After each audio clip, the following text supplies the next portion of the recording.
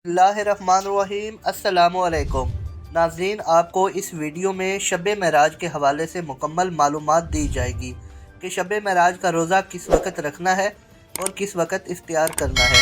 शब महराज की इबादत का तरीक़ाकार क्या है।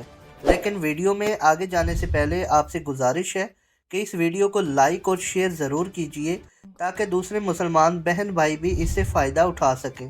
तो नाज़रीन, जैसा कि आपको मालूम है कि इस्लामी तारीख़ शाम मगरिब के वक्त तब्दील हो जाती है, तो 18 फरवरी शाम मगरिब से शब महराज का वक्त शुरू हो जाता है।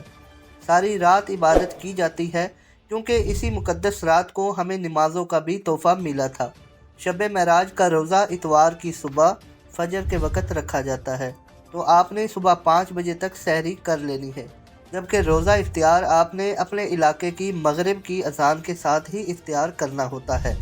दोस्तों, ये बहुत मुक़द्दस रात होती है।